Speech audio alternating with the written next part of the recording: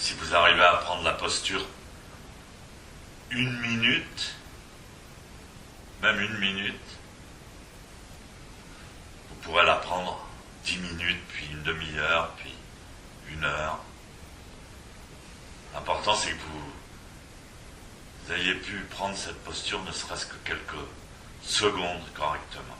Après, le corps va mémoriser et va...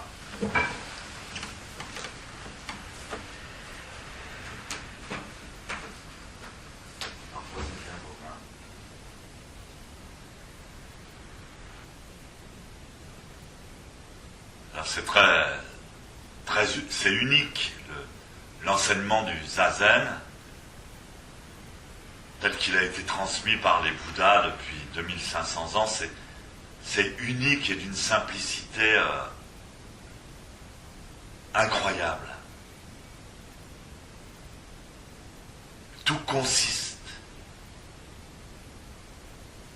dans le fait de prendre la posture du Bouddha. C'est la posture de Bouddha, le zazen.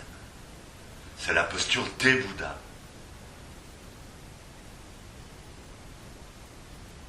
C'est le seul enseignement, c'est l'essence, l'essentiel de l'enseignement transmis. Maître Kodo Sawaki, c'était le maître de mon maître, Deshimaru. Il était très sensible justement à ce fait que je viens de dénoncer, Ça a été le grand choc de sa vie, et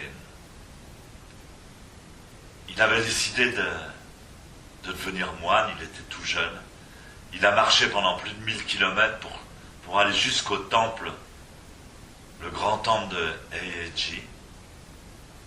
Et on l'a accueilli là-bas, non pas comme un moine, mais comme un mendiant. Et on l'a affecté à travailler aux cuisines.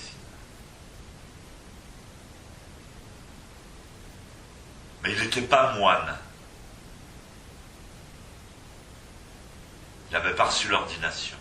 Il ne pouvait pas rentrer, pratiquer le zazen avec les moines. C'est très strict et très hiérarchisé, le zen au Japon. En tous les cas, ça l'était il y a une centaine d'années.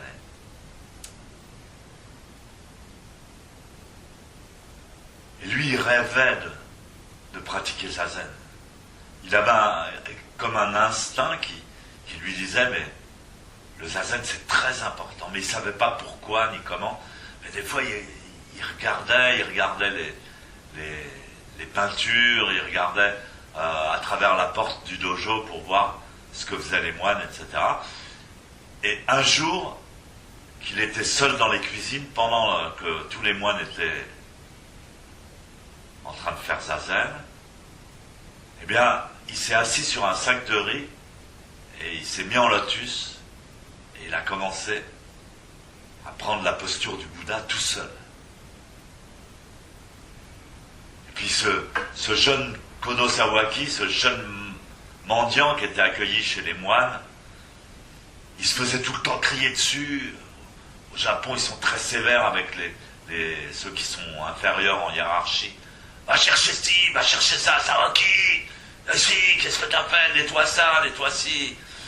Personne ne le respectait. On le traitait mal. Donc il était assis tout seul dans cette posture de zazen. Il ne savait pas trop quoi penser. C'est quand même fort, la posture de zazen. On est fortement sollicité dans son corps. Alors il essayait de faire le mieux possible. Il tendait la nuque, il tendait la colonne. Il faisait du mieux possible pour avoir une jolie posture.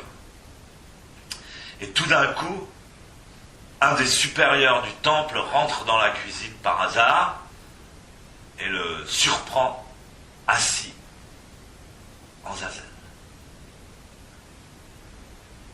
Kodo Sawaki se dit, ça y est, il va me tuer, il va me tuer.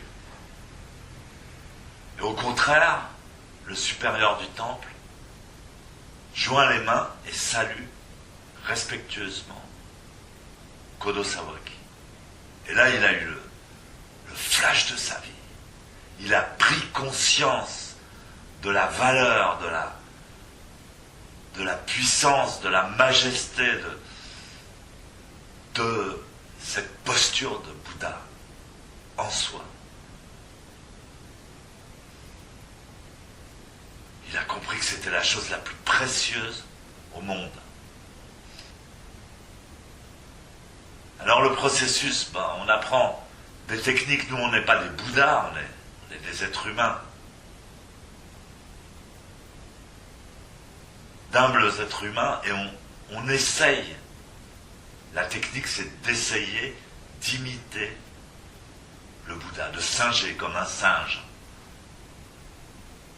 On essaie d'imiter le Bouddha. Alors on apprend la technique, les genoux comme ci, la tête comme ça, les mains comme ça, les bras comme ça, détendre ci, basculer ci, cambrer, décambrer, tirer. Au début c'est compliqué, il y a plein de points à vérifier. On sent d'autant plus à quel point on a un corps pesant, coincé, pénible à supporter, lourd à trimballer. Et l'effet que ça a, c'est que c'est très désagréable, c'est très douloureux, surtout au milieu, au début, quoi. Surtout au début. Et ça, c'est la partie humaine du zazen. En fait, une fois que l'humain a fait tout ce qu'il pouvait pour essayer de prendre cette posture divine le mieux possible, à ce moment-là, il faut abandonner l'humain, il faut abandonner l'ego, il faut lâcher. On a fait ce qu'on pouvait, c'est bon. Maintenant, on lâche. On arrête de considérer quoi que ce soit. Que ce soit des douleurs ou du bien-être ou de l'impatience ou des pensées, tout ça, on laisse. On s'en occupe plus. On abandonne complètement corps et esprit personnel.